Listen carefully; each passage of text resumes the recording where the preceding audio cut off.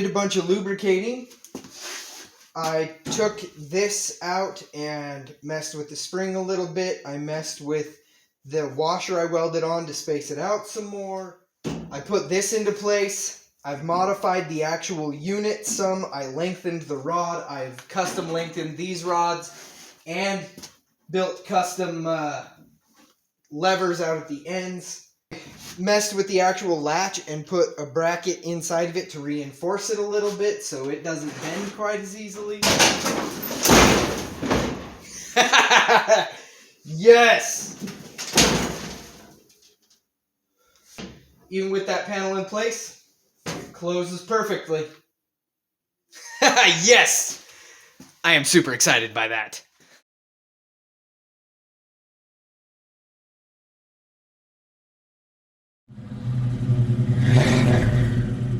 There's an odd problem that I've noticed.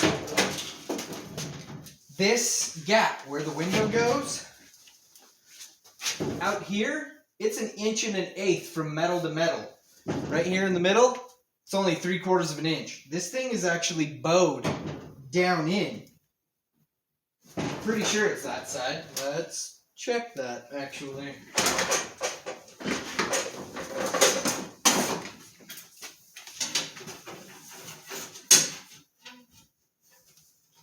Yep. So that's got a big old bow, like easily 1/4 of an inch right here, if not more, that we need to remove from there. And I think I have an idea how. So my original idea is very much not going to work. I was really hoping I had a scissor jack small enough I could just slide it up under here and just crank it to try and lift everything. But unfortunately the scissor jack is just too tall to fit in here. So I think what I'm going to try is drilling a hole on either side here, welding a nut on, and threading a bolt down through, and then just tightening those bolts to try and push this up until I get enough push in it, hopefully, to stretch that up. I can put stuff inside so that the bolts don't damage what's underneath, but they spread the weight out more.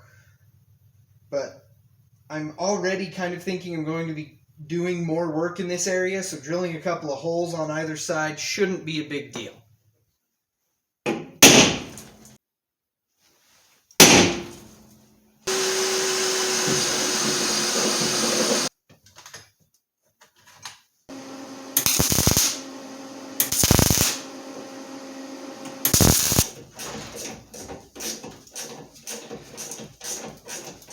So it looks like my camera died on me, but let's go ahead and catch you guys up to what you've been watching.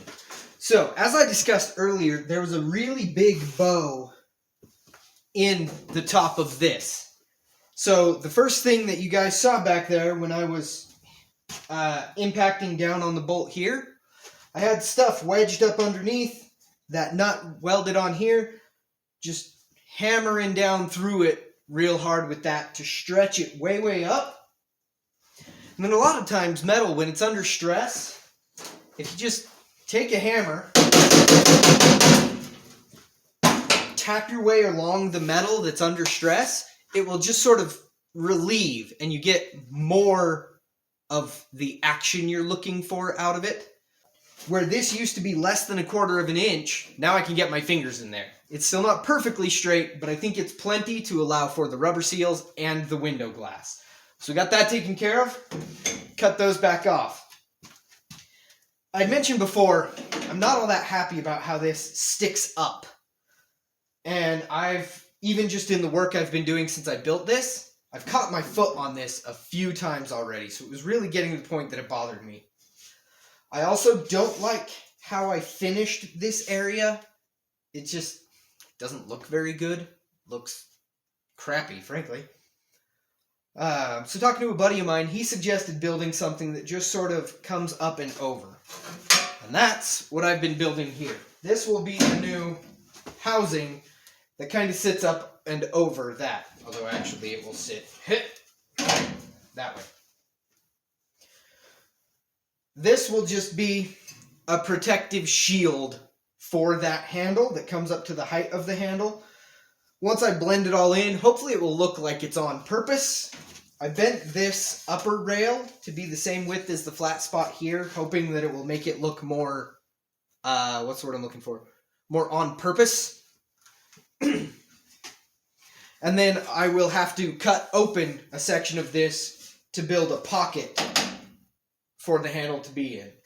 That will give me a new finish here that will make it all look nice, that will protect the handle, so when things are being pulled out, they'll just go up the ramp and then over the handle, which will be just fine. So hopefully it will improve everything about this that I have going on and look better than what I have going on.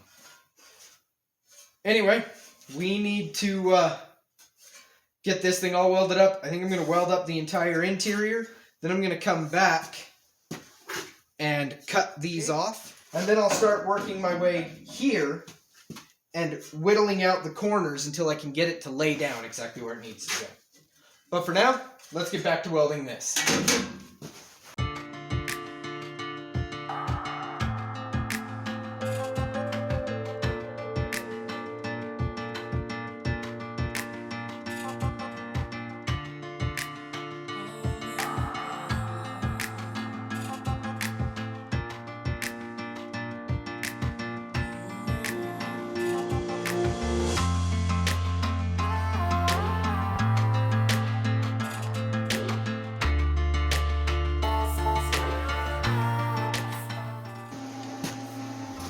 So what I'm doing right now, I've ground this all back really nice, but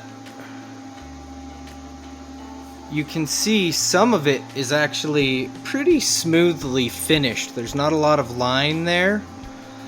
So if I were to go back and weld across the top of this, I would basically just grind all the weld off when I cleaned it up.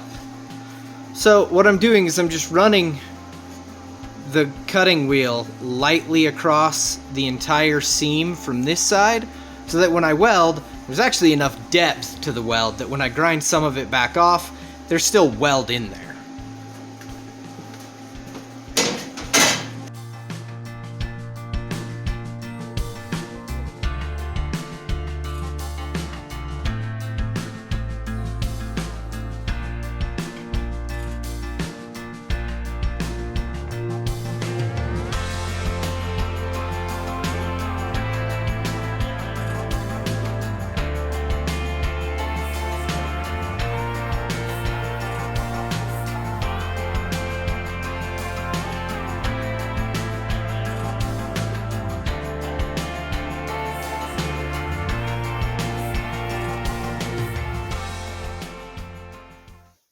With it all ground back, we've just got, some of the ugly spots.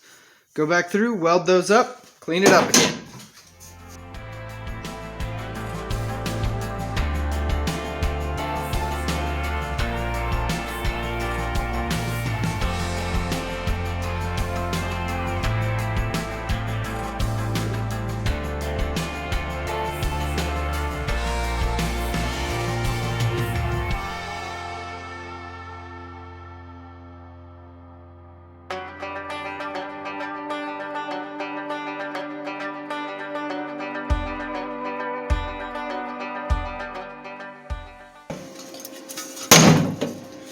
Alright, there's the basic shape of our pocket.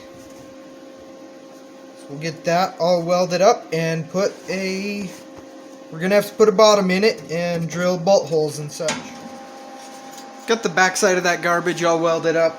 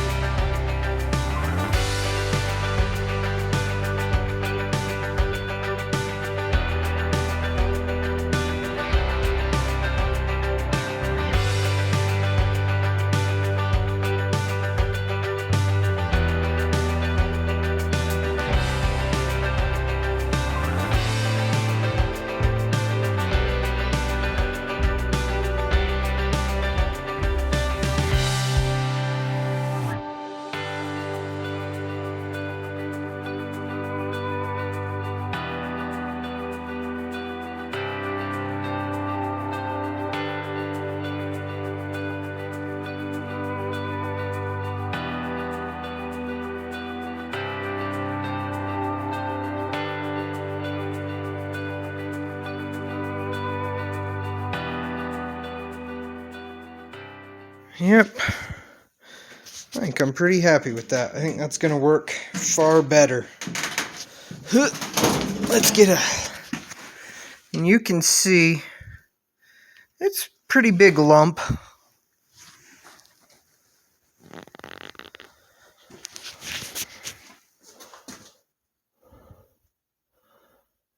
But I think that looks pretty good. It's going to take another line of weld across here to build the full curve I want. And obviously I've got to grind all this back. But I am really happy with how that turned out. Here's the fully finished tailgate. Got the cover plate in place. That protector for the handle is all finished up. You can see everything all ground back, including back here. Finished this edge all up nice. So that is looking really good. I'm very happy with how that tailgate turned out overall. With that tailgate finished up, it's time to move into the interior. Start getting all of that to fit around the Tahoe seats. Where I've already done a little bit of cutting, we're just going to keep going and rebuild that entire panel. Catch you guys on the next one. Thanks for watching.